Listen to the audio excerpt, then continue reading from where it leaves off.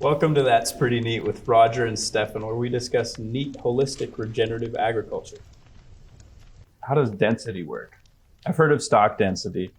Maybe you can describe that too, but I don't understand density in the sense that how can it be important if the number of cows don't necessarily matter, or whatever grazing animal you have? So Stefan, I think what we're trying to do is we're trying to mimic nature. Okay, and many years ago, I used to spend quite a bit of time in Africa hunting, and one of my favorite things to hunt was buffalo. Well, when you're hunting buffalo and you're on their tracks and you're paying a lot of attention to them, you really get to observe them up close. And one of the things I noticed was that in the rainy season, the buffalo scattered. And they scattered over millions and millions of acres of Africa. And then in the dry season, as it got drier and the little pools of water that the family units were drinking from dried up, then they went to the stream. And then that dried up. Then they went to the bigger river. Then that dried up. Then they went to the bigger river. So you had this, as the dry season progressed, these herds went from family units to units of 50, to units of 300, to units of 1,000, to units of 10,000, to units of millions, as everything came back together. So what I realized was that when the animals are breeding and calving, they need to be scattered all over so that the predators really struggle for that first week that there's all these new babies on the calves. The predators can't cover all that land. So the buffalo have figured out, okay, let's spread out. We'll just be in our family units. We'll drink from that puddle of water and this grass will be what we eat.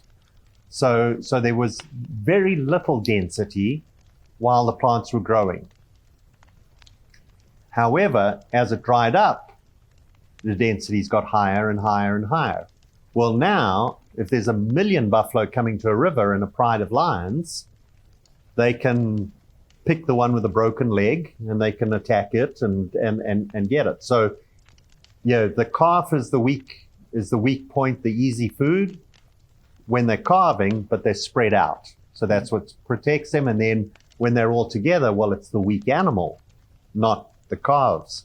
So that was their defense mechanism. But then if you think what that's doing to the grasses, well, the grasses are being nibbled all over, but with space in between. This family unit might be 5 kilometers from that family unit. Wow. So you had this recovery period for the grasses. And then in the dormant season, now you had the big herds coming together, all agitated, being attacked by prides of lions or wild dogs or hyenas. And so now they're agitated and now they're stepping on the dry, brittle grasses. They're trampling them into the ground. They're dunging and urinating at density because they're shoulder to shoulder to protect themselves from the predators. Now, the grass plant, when it's dry, it's also when it has its seed head.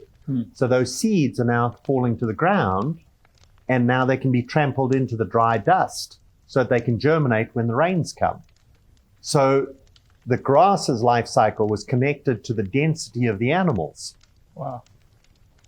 And we didn't really see that until we backed off and thought about it holistically and how it's all coming together. So then we realized, okay, to reinvigorate the soil, we need animals at density. Then we found out that there were connections between that density and the fungal networks and the symbiotic relationships between the density of the livestock or buffalo and the density of the fungal mycelial networks trading nutrients and minerals from the urine back to individual grass plants. So, and more layers of complexity. Wow.